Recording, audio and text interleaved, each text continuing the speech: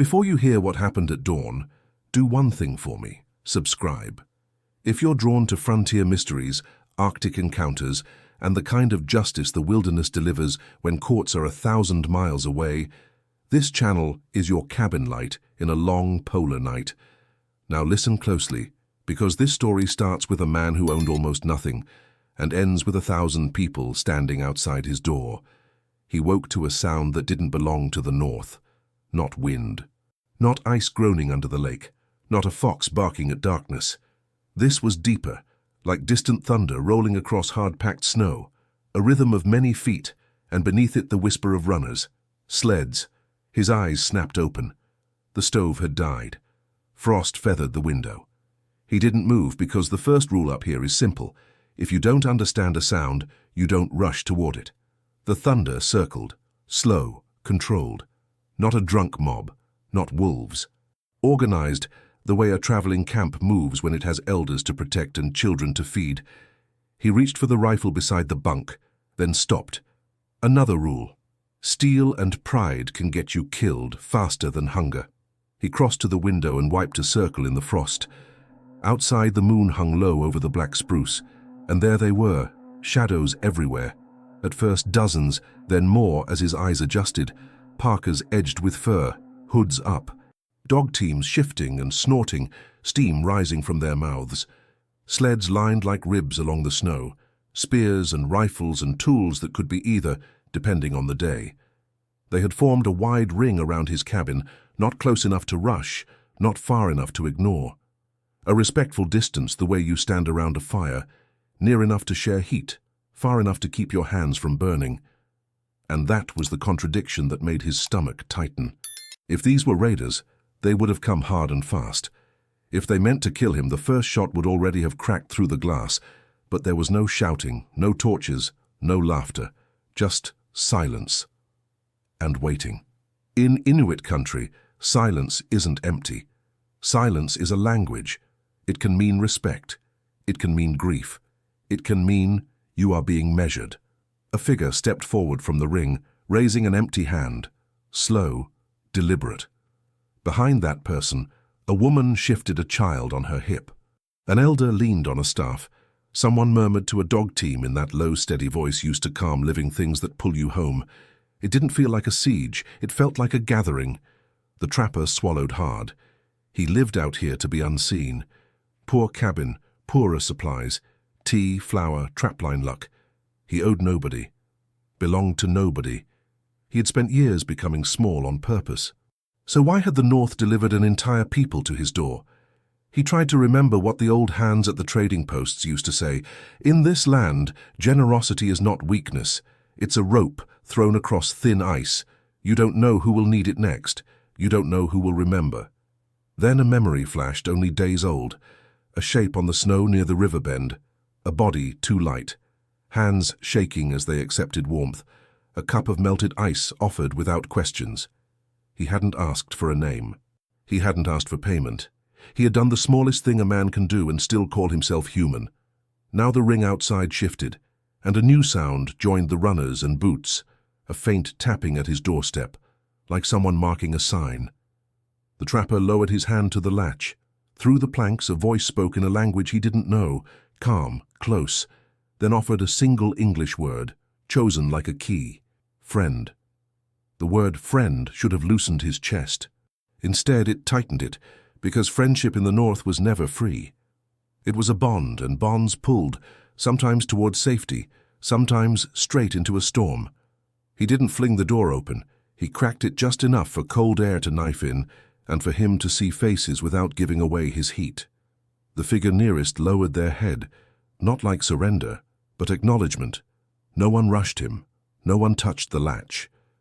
That restraint told Jonah these weren't men who lived by taking. They lived by remembering. His name was Jonah Mercer, though almost nobody used it anymore. Down south, a name followed you. Up here, names froze off. People called him the Trapper, or that poor cabin by the willows, because it was easier than asking what he'd been before he came north with a bent kettle, a dull axe, and a heart that wanted quiet more than gold. He'd learned early that the frontier didn't reward loud men. Loud men wasted breath. Loud men boasted at the post, drank away their bullets, then acted shocked when the land didn't care about their stories. The North listened to actions. The first unwritten law was warmth. Heat was currency, and you didn't spend it foolishly. You banked it in dry tinder and tight seams. You treated a stove like a priest, with routine, with reverence. A dead stove at dawn was an omen, because without fire, a man could become a ghost before noon. The second law was food. Not just having it, sharing it correctly. Jonah had seen what happened when a man ate alone while others watched. Hunger turns to anger fast. The Inuit knew this. In winter camps, meat was cut and passed with intention. The strong didn't hoard because tomorrow the strong might be weak. When elders spoke, nobody interrupted, because the elders carried the map of surviving years that wanted you dead.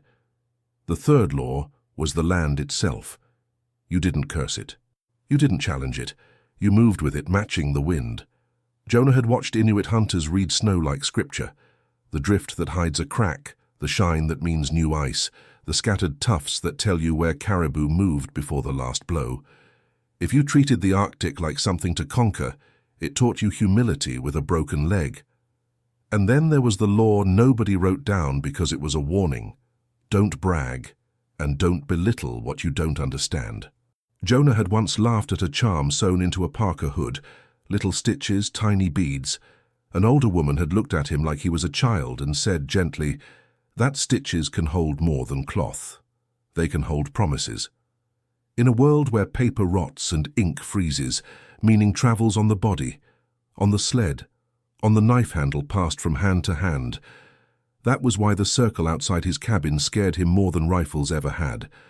A rifle ends a problem in a second. A remembered promise can follow you for years. Jonah had come north after a winter he refused to talk about. Some said a partner died on his line. Some said he'd been cheated at a post and burned his anger into silence. The truth was simpler. He'd wanted to stop owing the world explanations. Up here you could be poor and still be clean. You could be alone and still be honorable, if you followed the rules. So when the voice said, "Friend," Jonah heard the message underneath. Someone out there believed he had entered their circle, whether he meant to or not. And just beneath that understanding, a different memory rose. Hands blue with cold, a body slumped on river ice, and Jonah's own palm tipping a cup toward trembling lips.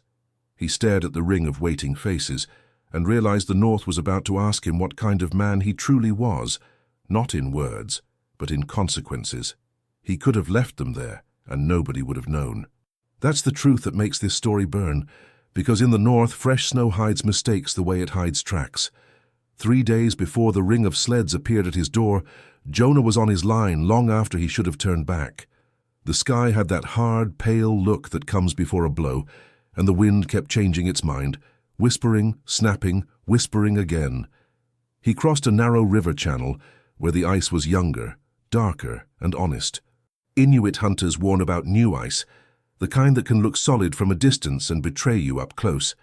Jonah tested with his pole, listened for the hollow drum, and still pushed on, because poverty makes people do dangerous math. One more trap, one more pelt, one more day of flour. That's when he saw the shape. At first it looked like a drift against the bank. Then it moved, barely, and the wind carried a sound that wasn't wind, a thin, ragged breath. Jonah dropped to a knee and crawled the last steps, spreading his weight the way Arctic travelers do on uncertain ice. Close up, the drift became a person. A young Inuit traveler lay half on the snow, half near the slick edge, parka crusted with frost. Their lashes were white.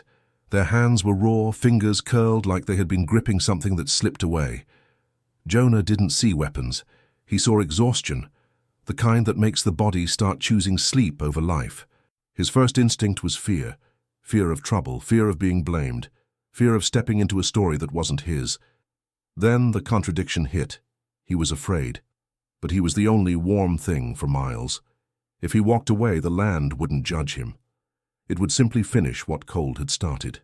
He pressed 2 fingers to the traveler's neck. A pulse. Slow, stubborn. Good. He didn't ask a name. Names could come later, if later existed.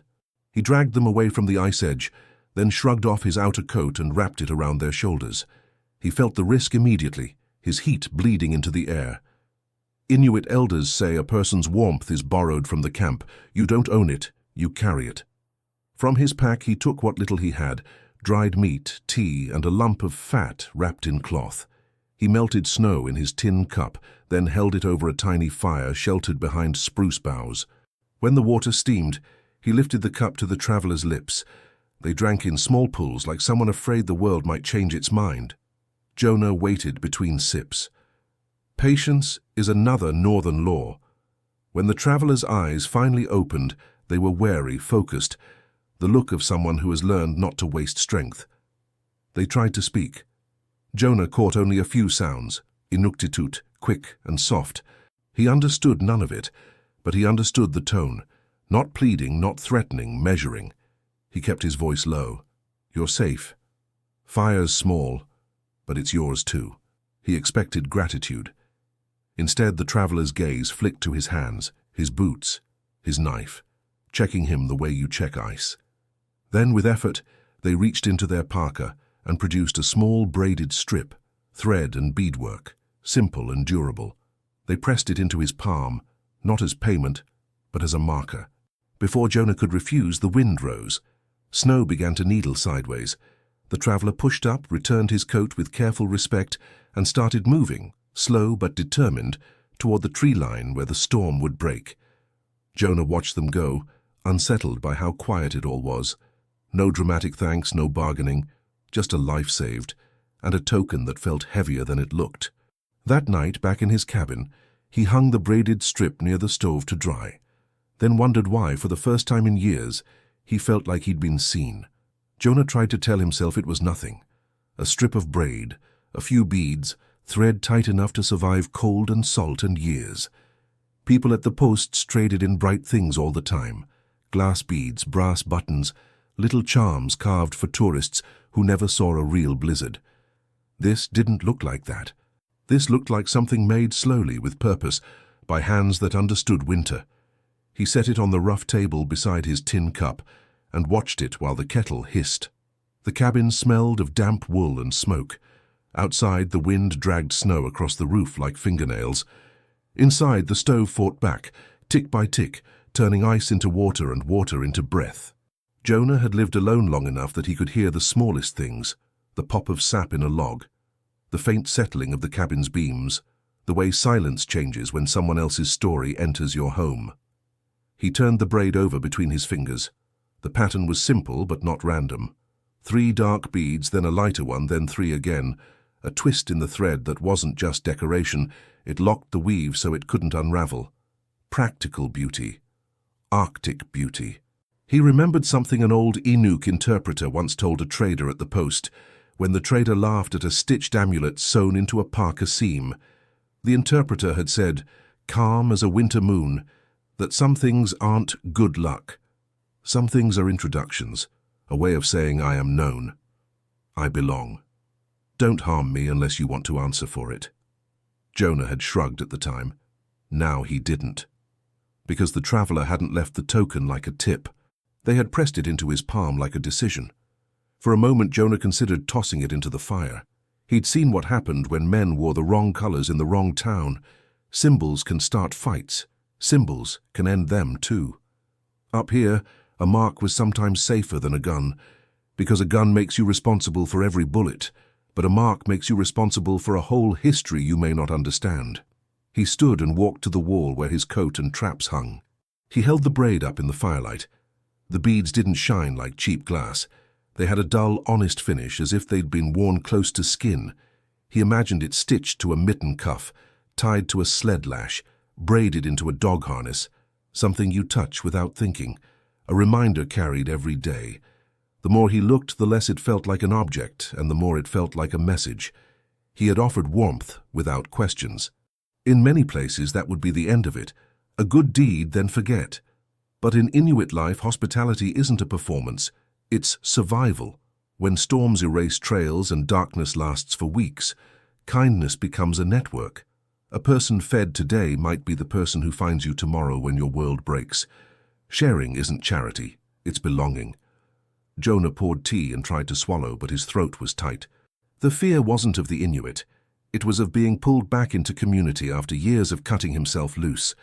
He had chosen the trapline because it asked nothing but endurance. It didn't look at him like he could be more than he was. At midnight the storm eased. Jonah stepped outside and scanned the tree line. Nothing but snow and the distant hush of the river.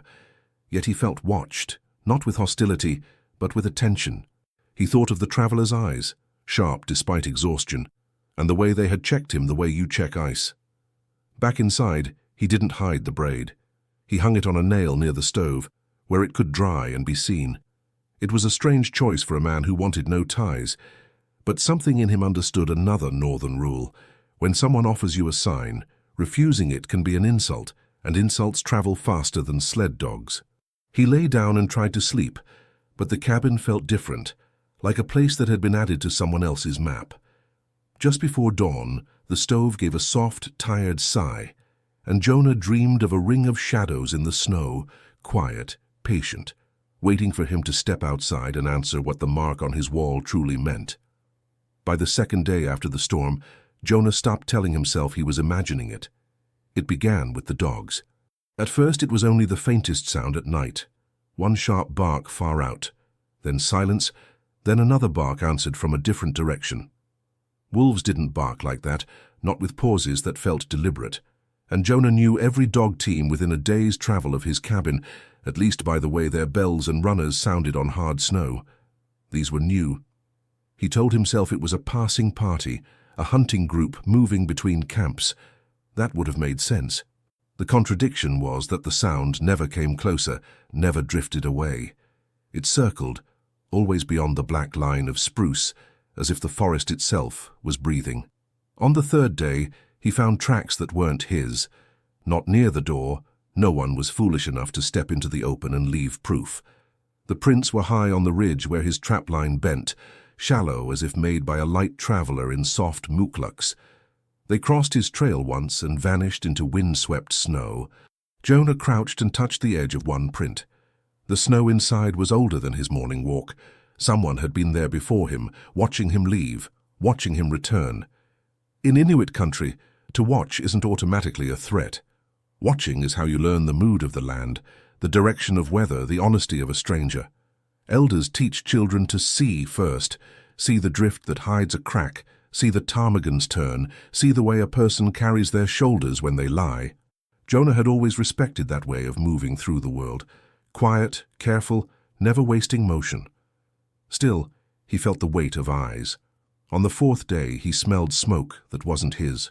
He stepped outside at dusk, expecting only cold and wood smoke from his own chimney. Instead, the air carried a second scent, dry willow maybe, or the faint tang of seal oil, something he didn't burn. The smoke was distant, thin, but real. A campfire beyond the tree line, kept low on purpose. Our traveling family would have come to the cabin for trade, for talk, for tea. Whoever this was stayed hidden. That night, Jonah set no lantern in the window. He didn't want to invite anyone, and he didn't want to be seen moving like a frightened man. He chopped wood with slow, steady strokes, forcing his breath to stay calm. Pride kills. Panic kills faster. He repeated the rules the North had taught him. Don't boast, don't beg, don't assume. The fifth day brought the strangest sign of all. He found a small pile of stones near his cache, arranged, not thrown. 3 stacked, 1 laid flat like a marker. Jonah had seen cairns on the coast, in places where snow turns the world blank and people need anchors. Inuit travelers build them not to claim land, but to guide life. An inuksuk that points, that warns, that says, this way is safe, that way is thin ice.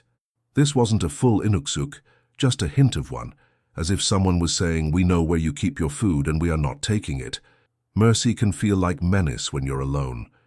By the 6th day, Jonah understood the truth.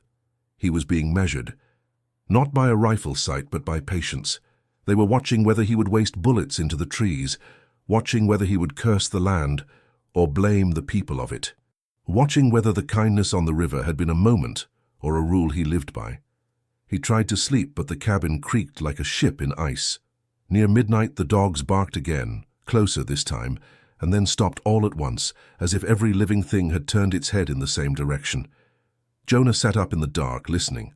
Outside, something heavy slid over snow, runners, many of them, moving with the calm certainty of a whole camp on the march.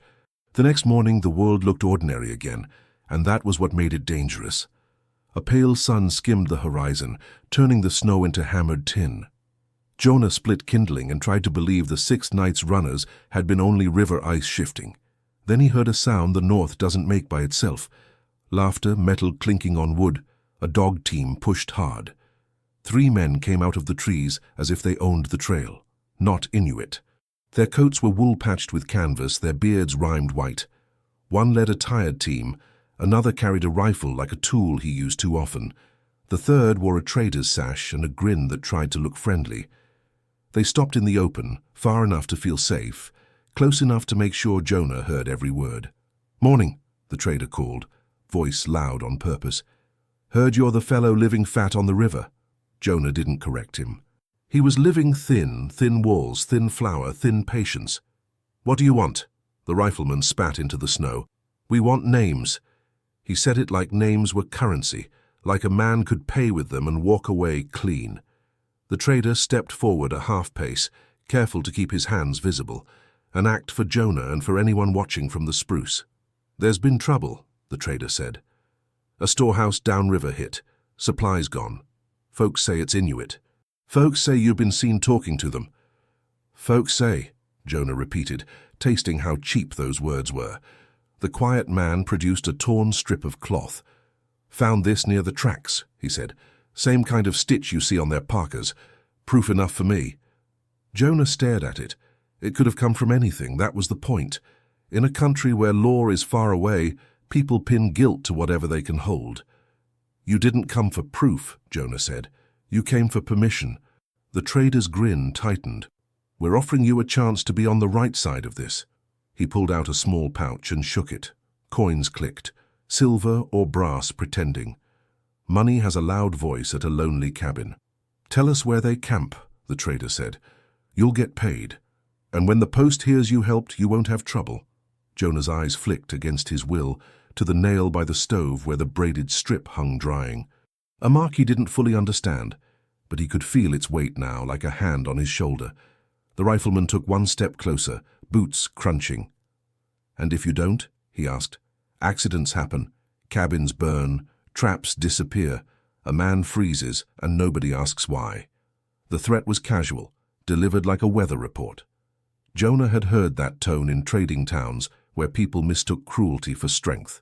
He thought of the Inuit way of keeping order when everyone's survival is shared, restraint as power, elders settling storms with words because blood weakens the whole camp. Up here, your actions circle back. The trader followed Jonah's gaze toward the braid.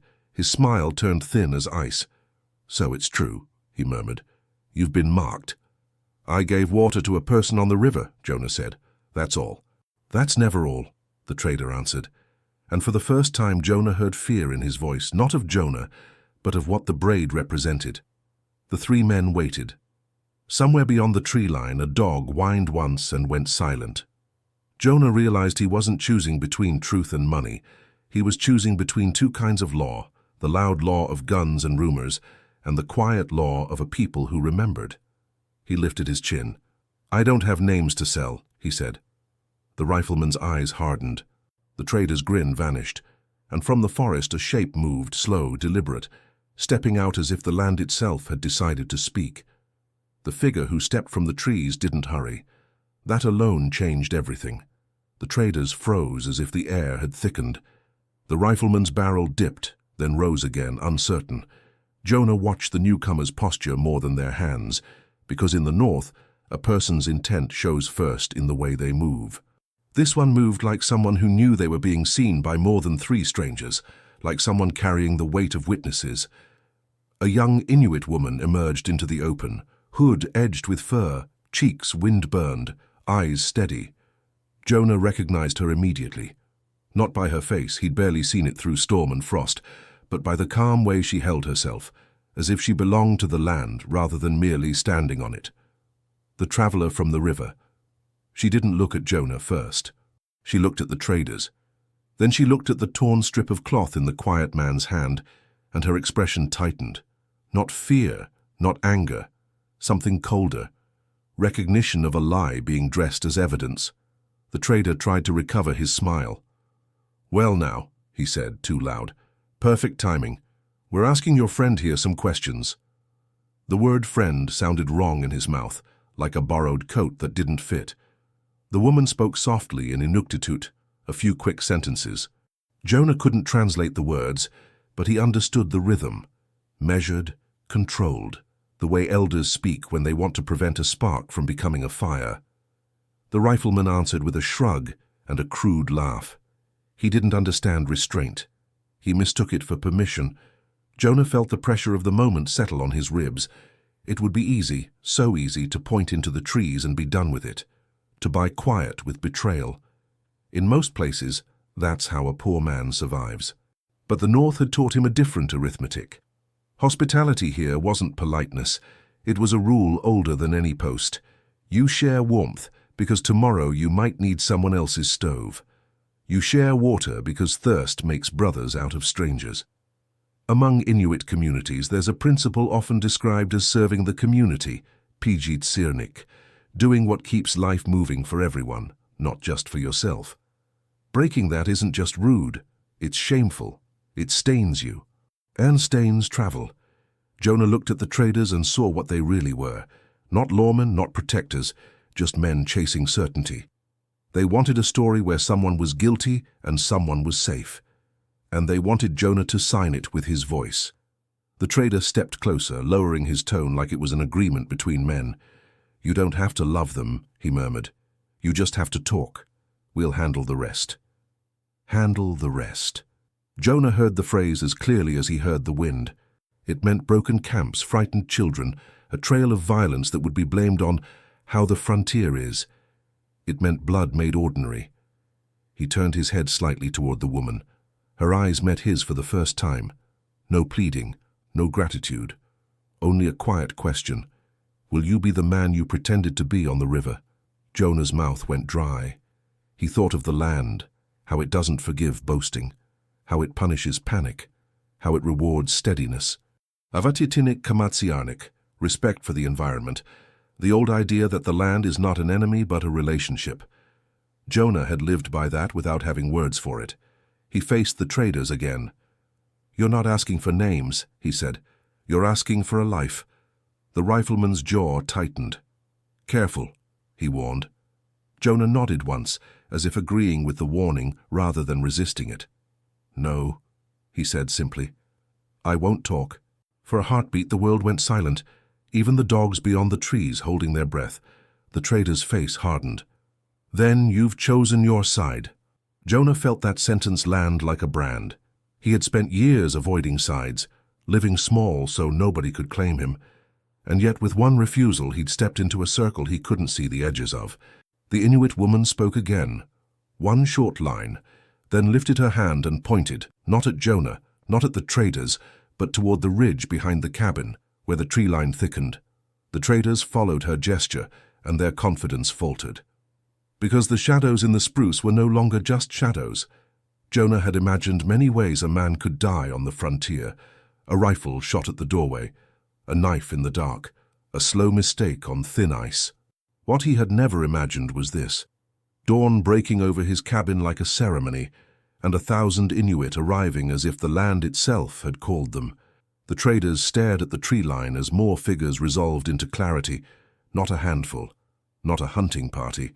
Lines of people moving with purpose, sleds gliding, dogs stepping in quiet discipline, women carrying bundles, men carrying tools, elders moving carefully at the center, like a heart protected by ribs. There were children too, tucked into parkas, peeking out with wide eyes that held fear and curiosity in the same breath. The trader's face drained of color. His pouch of coins suddenly looked ridiculous, like a child's toy. The rifleman shifted his grip, then hesitated. Because even he understood one truth. You cannot threaten a whole community and call it bravery. Jonah stepped outside, and the cold bit through his shirt, as if the North wanted to remind him who truly owned the air. The circle formed wide, leaving a respectful open space in front of his door. No one surged, No one shouted. They moved like people who knew that order keeps everyone alive. An elder approached first, escorted by two younger men. The elder's hair was silver beneath the hood, and their eyes were sharp, the kind of eyes that had watched many winters take many strong bodies. Jonah felt something in his chest twist, not dread, not relief, recognition that he was standing before an authority older than any trading post. The elder paused and spoke in Inuktitut, voice low and steady. Jonah didn't understand the words, but he understood the way the crowd listened. This wasn't anger. This was a reckoning, the kind you hold when a single act touches many lives. The elder gestured toward Jonah's cabin, then toward Jonah himself, then toward the sky where the first pale light stretched like a path. The young woman, the traveler, stepped forward and spoke next, clearer now, a few words of English woven into her Inuktitut. Jonah caught fragments: river, storm, warmth, not alone. She lifted her hand and pointed at the nail beside the doorway where Jonah had hung the braided strip. The crowd's attention shifted instantly, as if the token were a drumbeat everyone recognized. Jonah's throat tightened. That small braid had never been payment. It had been a message carried faster than dogs could run. The elder extended a hand. Jonah hesitated, then stepped closer. The elder's palm opened to reveal another piece of beadwork, older and more intricate, the kind of thing made over long evenings when stories keep the mind warm. The beads formed a pattern Jonah couldn't read, but he felt its meaning the way you feel weather in your bones. This is not decoration. This is identity. The elder spoke again, and the traveler translated in careful English, choosing words with respect, as if she were carrying something fragile. He gave water, she said. He gave fire. He asked no price. Jonah swallowed.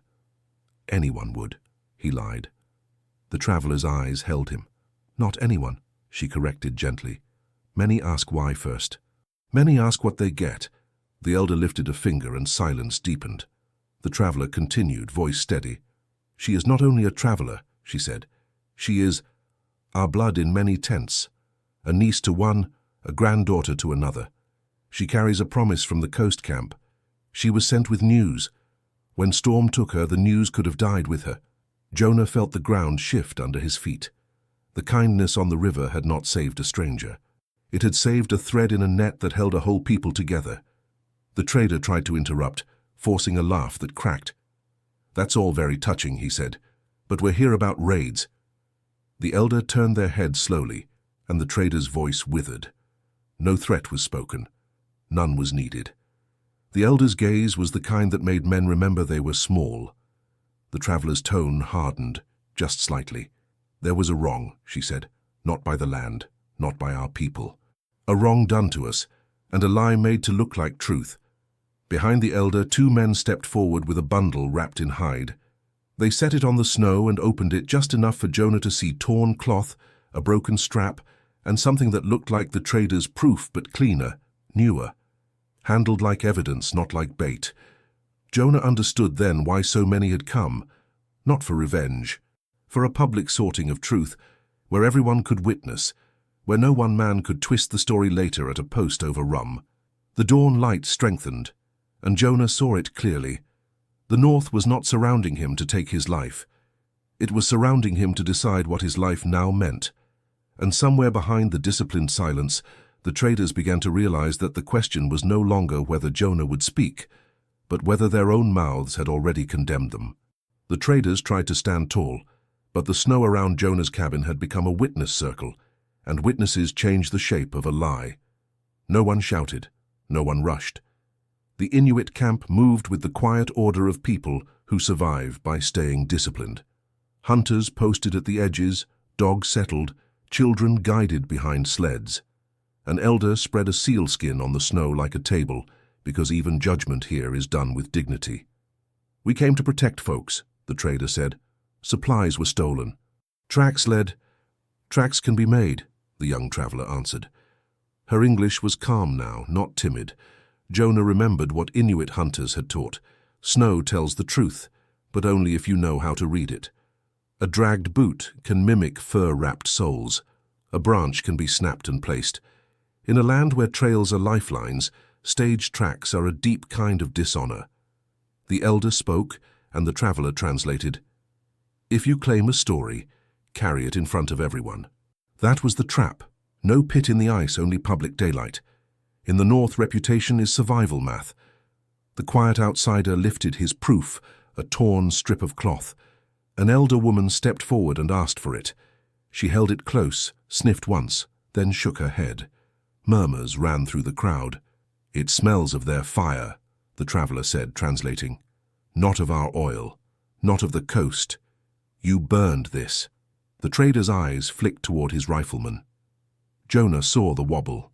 Then the hide bundle was opened wider. Straps, cord, and a small stamped tin tag from the trading post. Something stolen and moved. A young hunter pointed to the ridge where Jonah had found faint footprints crossing his line days earlier. They crossed your trail to blame you, the traveler said. Before you woke, they wanted your cabin to be the story.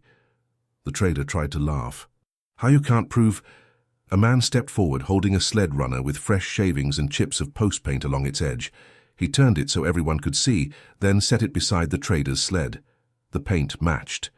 The crowd stayed silent, but the silence became heavy. The rifleman lifted his gun a fraction. 3 hunters shifted, not charging, only closing angles, making it clear. No blood would stain the snow today. The elder raised one hand. Everyone held. The rifleman lowered the barrel because he understood the second trap. If he fired, he would be the only killer in a place that would remember his name forever. The elder spoke softly. The traveler delivered the sentence that ended the outsider's confidence. You broke hospitality, she said. You used our name to cover your theft.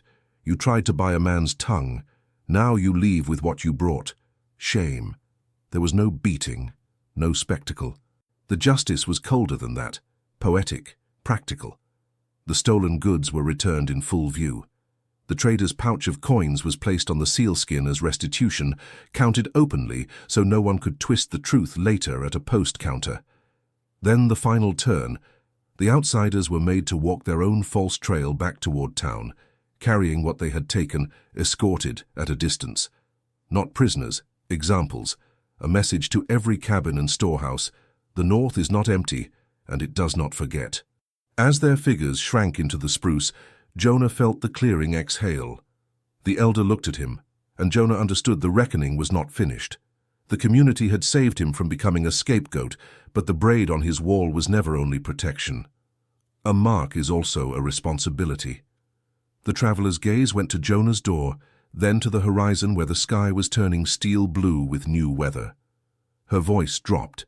Now, she said, you must decide what you will be when the next storm comes, Kun, and whose storm it will be. The camp did not celebrate. That was the strangest part for Jonah, and the most Inuit thing he would ever witness. In other places, victory meant noise.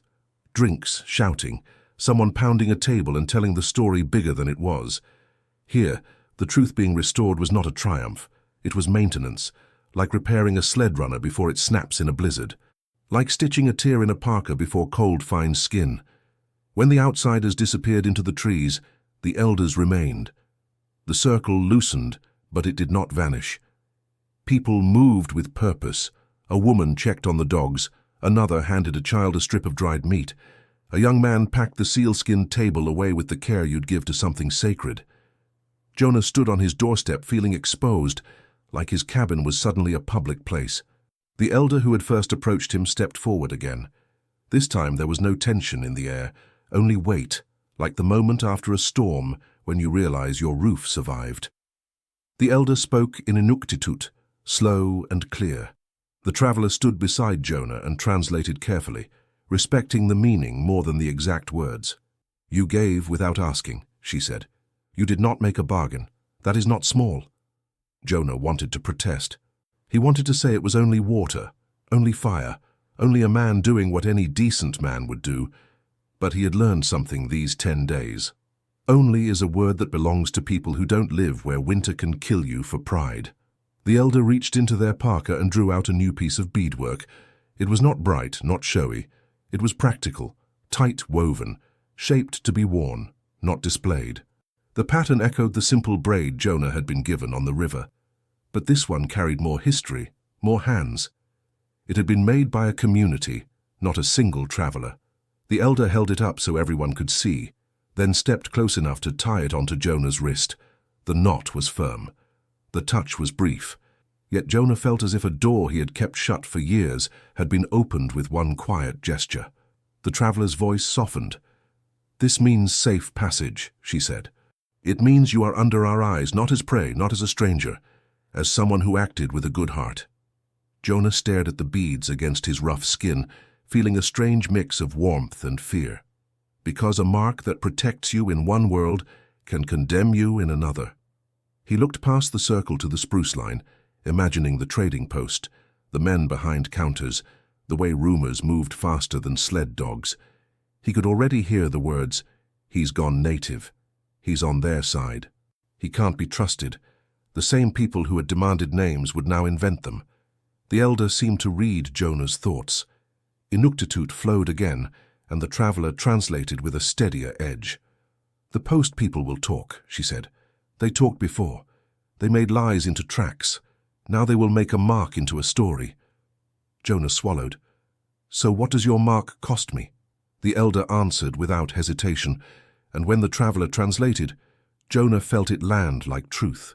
"It costs you nothing you should be proud to keep." The words cut, because Jonah knew how much of his life had been built on keeping things that were easy: silence, distance, no ties. The wilderness had allowed him to believe that being alone meant being free. But freedom without responsibility is just another kind of emptiness. Around them, families began to move. Some offered Jonah small things without ceremony: a strip of meat, a bit of tea, a repaired lash for his sled. Not charity, balance. In Inuit life, giving is a way of making the world stable, a way of preventing debt from becoming resentment. You don't let kindness sit unacknowledged, because unacknowledged kindness can rot into shame. The traveler lingered. "You saved me," she said quietly, "but you also saved what I carried. The news I was bringing, it would have died with me." Jonah's brow tightened. "News?" She glanced toward the elder, then back at Jonah. "The coast camp is moving. Ice is changing. A place that was safe will not be safe soon." Jonah felt the north tilt under his feet again. The land wasn't just a backdrop. It was a living judge, changing the rules without apology. Avatitinik kamatsiarnik, respect for the environment, wasn't a slogan here. It was survival. The last sleds turned. Dogs shook snow from their fur. The circle dissolved into motion, like a tide pulling back. The elder gave Jonah one final look, neither warning nor comfort, simply recognition. When the cabin finally stood alone again, Jonah stepped inside and shut the door. The silence returned, but it was different now. It wasn't emptiness. It was memory. He sat by the dead stove, beads warm against his wrist, and understood the final contradiction of the North. A single small kindness can make you safer than a rifle, and more vulnerable than you've ever been. Outside, far off toward the trees, a distant shout carried human voices, not Inuit this time, coming up the trail from the direction of the post, sharp with anger and purpose. Jonah stood slowly, listening, as the North prepared to test whether his courage had been a moment or a new way of living.